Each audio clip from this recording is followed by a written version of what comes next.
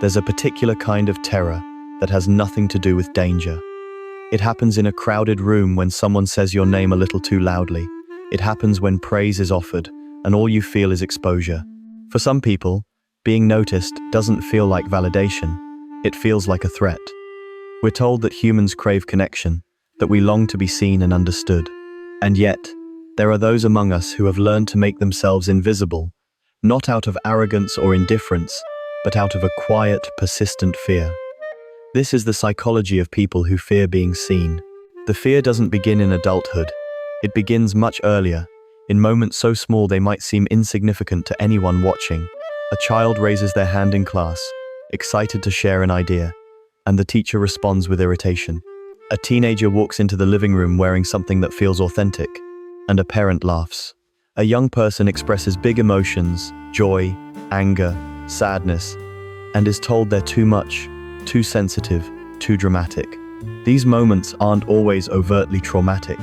They don't leave visible scars, but they teach a lesson that sinks deep into the nervous system. Visibility is dangerous. In some families, being seen meant being scrutinized. Every achievement was met with criticism. Every mistake was amplified. The child learned that attention was not a warm light but a harsh spotlight, one that highlighted every flaw and imperfection. In other families, being seen meant being used. The child's emotions became about the parents' needs. Their accomplishments were claimed, their struggles dismissed. Visibility became entangled with exploitation, and the only safe place was in the background. Peers, too, play a role. The child who stands out in any way too smart, too quiet, too enthusiastic, too different, becomes a target. Mockery, exclusion, and bullying teach the same lesson: blend in or suffer. The nervous system begins to associate being noticed with rejection, humiliation, or emotional pain. The body remembers this long after the mind has tried to move on. These early experiences shape the blueprint for how a person navigates the world. They learn that the safest strategy is to minimize themselves, to take up less space, to dim their light, to disappear. And so, the adult carries forward a childhood survival strategy, one that was once protective but now isolates them from the very connection they long for. The fear of being seen is not irrational. It's a logical response to a world that once punished visibility. But the fear doesn't exist in a vacuum.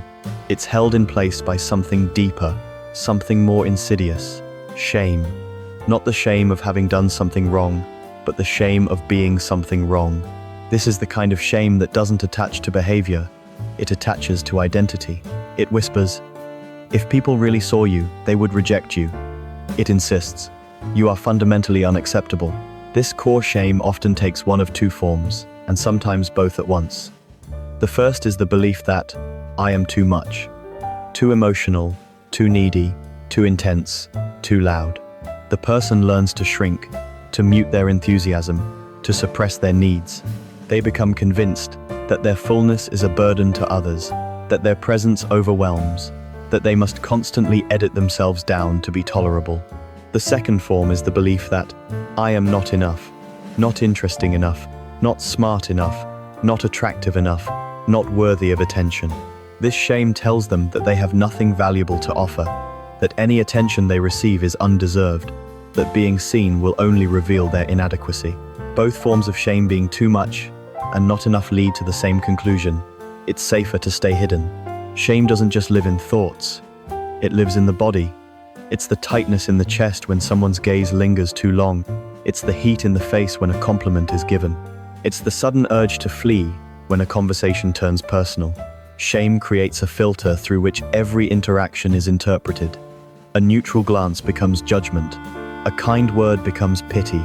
An invitation becomes a test.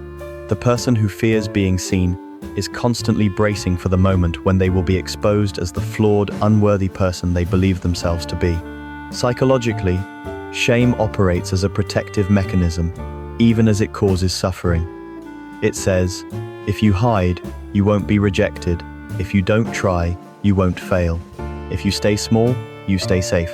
And so the person colludes with their own invisibility, not because they want to, but because the alternative feels unbearable. The tragedy is that this protection becomes a prison. The walls that were built to keep pain out also keep connection, joy, and authenticity locked away. Over time, the fear of being seen becomes woven into the fabric of daily life. It shows up in subtle, almost imperceptible ways. The person avoids eye contact, not out of rudeness, but out of an instinct to deflect attention. They speak quietly, as if apologizing for taking up auditory space. When someone compliments them, they immediately deflect, "Oh, it was nothing," or "Anyone could have done that." They minimize their achievements, downplay their talents, and redirect conversations away from themselves. In social situations, they position themselves on the periphery. They arrive late and leave early. They become skilled at blending into the background, at being present without being noticed. They might engage in conversations, but always as the listener, never as the one who shares. They ask questions, nod attentively, and ensure that the focus remains on others.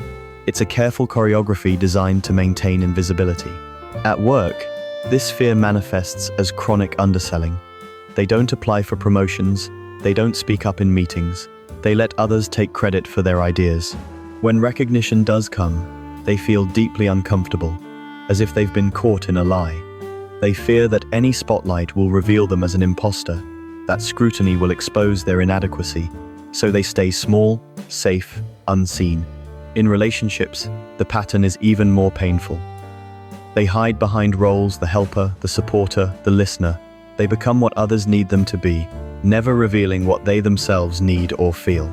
They deflect vulnerability, redirect intimacy, and maintain a careful distance even in closeness. They are present but never fully known, and over time, this creates a profound loneliness. They are surrounded by people, yet utterly alone, because no one truly sees them. Not because others don't care, but because they've never been allowed to. The emotional cost of this invisibility is staggering. Loneliness becomes a constant companion. Disconnection feels safer than intimacy. Potential remains unfulfilled because to step into it would mean being seen. The person watches their life from a distance, as if they are a spectator rather than a participant. They wonder what it would feel like to be fully present, fully alive, fully themselves. But the fear keeps them trapped behind glass, visible to the world, but never truly part of it. And beneath all of this behavior is an exhausting vigilance. The person who fears being seen is never at rest. They are constantly scanning their environment for signs of judgment, constantly monitoring how others perceive them. Every interaction is analyzed, dissected, replayed. Did I say something wrong? Did they notice my nervousness? What do they think of me? The mind becomes a courtroom where they are both the accused and the prosecutor, endlessly interrogating their own worth. This hypervigilance is rooted in the nervous system. The brain's threat detection system, designed to keep us safe from physical danger, has been hijacked by social anxiety. The amygdala, the brain's alarm center, treats social exposure the same way it would treat a predator. Being looked at, being asked a question, being the center of attention, all of these trigger a fight or flight response. The body floods with adrenaline, the heart races, the breath quickens, the mind goes blank or races with catastrophic thoughts. But here's the cruel irony. The hypervigilance designed to protect them from judgment actually makes judgment more likely. When you're constantly worried about how you're being perceived, you become stiff, awkward, hard to connect with. People sense the distance and interpret it as disinterest or aloofness. The very thing the person fears rejection becomes a self-fulfilling prophecy, not because they are fundamentally unacceptable, but because their fear creates a barrier that others can't penetrate. The mental loop is exhausting. What do they think of me? Becomes the background noise of every interaction. The person anticipates rejection before it happens, bracing for pain that may never come. They interpret ambiguity as negativity. A delayed text response becomes evidence of disinterest. A distracted expression becomes proof of judgment. The mind constructs narratives of rejection, and the body responds as if those narratives are true. Over time, this constant state of vigilance drains the person's energy, leaving them depleted, anxious, and unable to be present. Neuroscientifically, this makes sense. The brain's default mode network, which is active when we're not focused on external tasks, becomes dominated by self-referential thinking. Instead of resting, the mind cycles through social interactions, searching for threats, replaying moments of perceived failure. This rumination reinforces the neural pathways of anxiety, making the fear stronger and more automatic. The person becomes trapped in a feedback loop where fear creates vigilance, Vigilance creates exhaustion, and exhaustion deepens the fear. What makes this even more painful is that the hypervigilance prevents authentic connection. Real intimacy requires presence, vulnerability, and the willingness to be seen without armor. But when you're constantly monitoring yourself, you can't truly be with another person. You're too busy managing your own anxiety to listen deeply, to respond genuinely, to let the moment unfold naturally. And so the very thing that would heal the fear genuine, accepting connection, remains out of reach. But perhaps the deepest fracture happens within the self. There is the person you are when you're alone, the one who thinks freely, feels deeply, has opinions and desires and quirks. And then there is the person you become when you're being watched, the one who is careful, controlled, acceptable. Over time, the gap between these two selves widens until it feels like you're living a double life. When you're alone, you can relax. You can listen to the music you actually like, wear the clothes that feel comfortable, express the emotions you've been holding back. You can be weird, vulnerable, messy, real. But the moment you step into the world, a switch flips. The authentic self retreats, and the protective self takes over. This version of you is designed for survival, not for living. It knows how to blend in, how to say the right things, how to avoid drawing attention, but it doesn't know how to connect. This splitting of the self is psychologically devastating. Identity becomes fragmented. You lose the ability to trust your own reactions because you're never sure which self is responding, the real one or the performed one. You begin to feel like an actor playing a role, except you can't remember who you were before the performance began. You wonder, who am I, really? Do I even know anymore? The chronic self-abandonment takes a toll. Every time you silence your true thoughts, suppress your emotions, or hide your needs, you betray yourself a little. Over time, these small betrayals accumulate into a profound loss of self-trust. You stop believing that your feelings are valid, that your desires matter, that your presence has value. You become a stranger to yourself, and the loneliness of that is unlike any other. Psychologically, this fragmentation disrupts identity coherence, the sense of being a continuous, consistent self across time and context. When who you are changes dramatically depending on who's watching, you lose the thread of your own narrative. You can't build a stable sense of self because the foundation keeps shifting. And without that stability, everything feels precarious. You're always one moment of visibility away from falling apart. The irony is that the protective self, the one designed to keep you safe, is the one that isolates you, because the version of you that people see isn't really you. It's a carefully curated facade. And even when people accept that facade, even when they like it, you know deep down that they don't really know you. So the acceptance feels hollow, the connection feels false, and the fear remains. If they saw the real me, they would leave. And yet, beneath all the fear and fragmentation, there is a longing, a quiet, persistent ache for connection, for intimacy, for being known. The person who fears being seen doesn't actually want to be invisible. They want to be seen and accepted. They want to drop the mask and find that they are still loved. They want to share their truth and discover that it doesn't drive people away. But the longing and the fear exist in the same space, creating an excruciating tension. This is the war between hiding and being known. On one side is the deep human need for connection, for intimacy, for belonging. On the other side is the equally powerful fear of rejection, of exposure, of confirming the shame that says, you are unacceptable. And so the person is caught in paralysis. They want to reach out, but they pull back. They crave recognition, but they deflect it. They long for closeness, but they sabotage it before it can fully form. This paralysis shows up in relationships as a push-pull dynamic. They move toward connection, then retreat when it gets too close. They share something vulnerable, then shut down for weeks. They let someone in, then push them away before they can be hurt.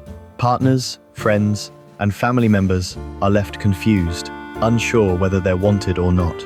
And the person themselves is confused, torn between conflicting desires that seem impossible to reconcile. Professionally, this war keeps them stuck. They dream of stepping into leadership, of sharing their ideas, of being recognized for their contributions. But when the opportunity arises, they find reasons to decline. They tell themselves they're not ready, that they need more experience, that someone else is better suited. The truth is, they're terrified. terrified that visibility will expose them, terrified that success will bring scrutiny, terrified that being seen will confirm their worst fears about themselves. Existentially, this conflict cuts even deeper. It's not just about being rejected by others, it's about being rejected for who you fundamentally are. The fear is that if someone truly saw you, saw past the performance and the coping mechanisms and the carefully managed exterior, they would find something unworthy of love. This is the core existential terror, that your true self is unlovable. And so hiding becomes not just a strategy but a necessity. Because if you never fully reveal yourself, you never have to face that ultimate rejection. But here's the paradox. By hiding, you guarantee the very thing you fear. You guarantee that you will never be truly known. You guarantee that any acceptance you receive will feel conditional, shallow, based on a false version of yourself. You guarantee loneliness, even in the presence of others. The protection becomes the prison. Certain moments bring this fear into sharp focus. Public speaking, for instance, is a common trigger. Standing in front of a group, all eyes on you, nowhere to hide it, activates every fear at once. The body responds with panic. Racing heart, shallow breath, trembling hands. The mind floods with catastrophic thoughts. I'm going to mess this up. They're judging me. They can see how anxious I am. Even if the presentation goes well, the person leaves feeling exposed, raw, as if they've survived a threat rather than shared information. Receiving praise is another trigger. When someone compliments their work, their appearance, their character, it doesn't land as validation. It lands as pressure. Pressure to live up to an image they don't believe they can sustain. Pressure to be seen in a way that feels false. The compliment creates visibility, and visibility feels dangerous. So they deflect, minimize, redirect. Oh, it was nothing. I just got lucky. Anyone could have done that. The deflection is automatic, a reflex designed to push the spotlight away. Sharing creative work is particularly vulnerable. Whether it's writing, art, music, or any form of self-expression, putting it into the world feels like offering up a piece of your soul for judgment. The work is an extension of the self, and any criticism of the work feels like criticism of the self. So they keep their creations hidden, private, safe. They tell themselves they're not good enough, that it's not ready, that no one would care. But the truth is, they're terrified of being seen through their work, of revealing something too personal, too true. In relationships, vulnerability is the ultimate trigger. Sharing a fear, admitting a need, expressing a desire, all of these require a level of exposure that feels unbearable. What if they reject me? What if they think I'm too much? What if they use this against me? The fear of emotional exposure keeps intimacy at arm's length. They stay in the shallow end of connection, never diving deep, never fully trusting that they will be held. Professional visibility brings its own unique terror.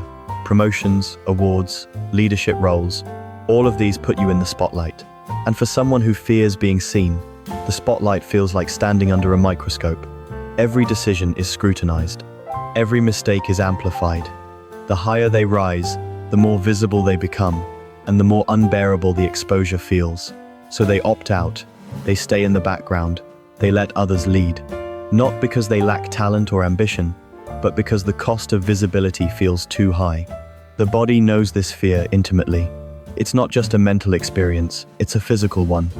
The throat tightens, the chest constricts, the stomach churns, the face flushes, the hands shake. The body is preparing to flee or fight, even though there's no physical danger. The nervous system has learned to treat visibility as a threat, and it responds accordingly. Over time, the person becomes hyper-aware of these sensations, which only intensifies the fear. They fear the fear itself, the panic, the shaking, the visible signs of anxiety. They fear that others will notice, will judge, will see them as weak or broken, and so they avoid. They avoid situations where they might be noticed. They avoid opportunities that require visibility. They avoid relationships that demand vulnerability. The avoidance brings temporary relief, but it also reinforces the fear. Every time they retreat, the belief is strengthened. Visibility is dangerous. The world shrinks, the life narrows, and the longing for connection grows stronger, even as the fear keeps it out of reach. But healing is possible. It doesn't happen all at once, and it doesn't require forcing yourself into the spotlight before you're ready. Healing begins with small, safe experiments in visibility. Micro moments of allowing yourself to be seen without overwhelming your nervous system.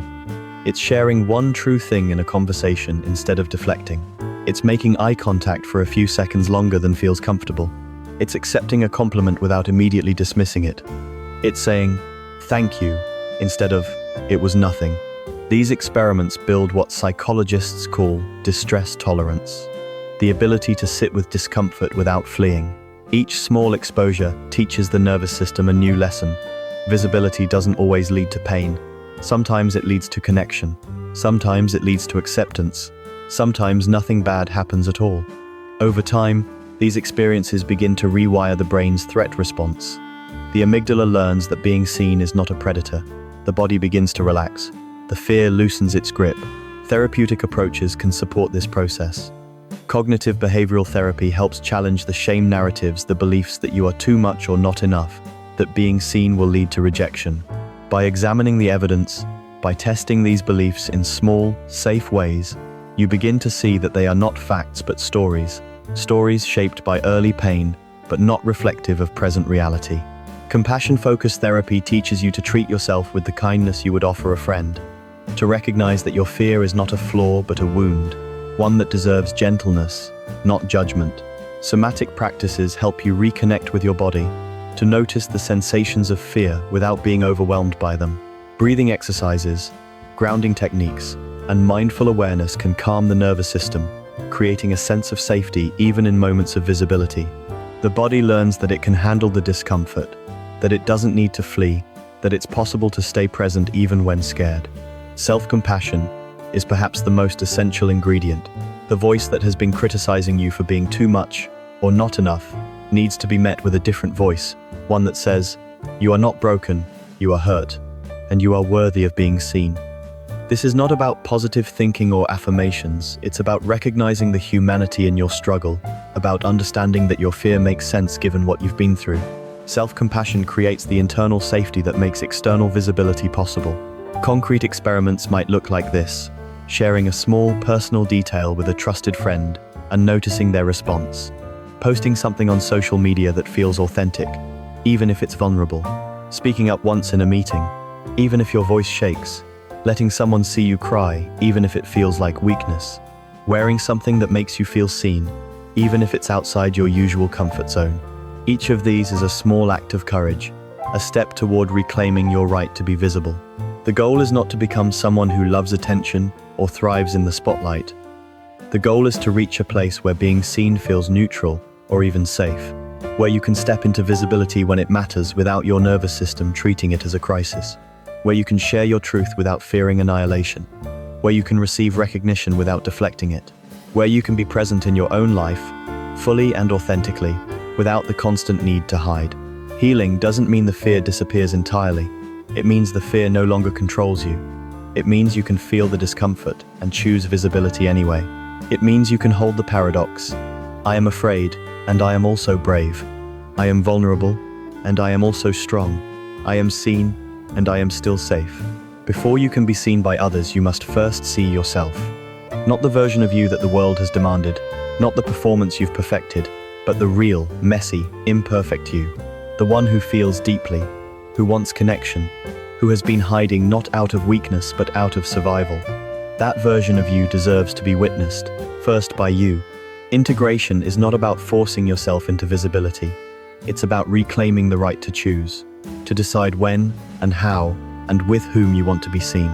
It's about trusting that your presence has value, that your truth is worth sharing, that you are not too much or not enough. You are exactly who you are, and that is enough. What would it feel like to be witnessed without fear? To share your thoughts and know they matter, to be looked at and not flinch, to receive love and believe it. That feeling is not a fantasy, it's a possibility. It requires patience, courage, and compassion. But it is possible. The light doesn't have to burn. It can also heal.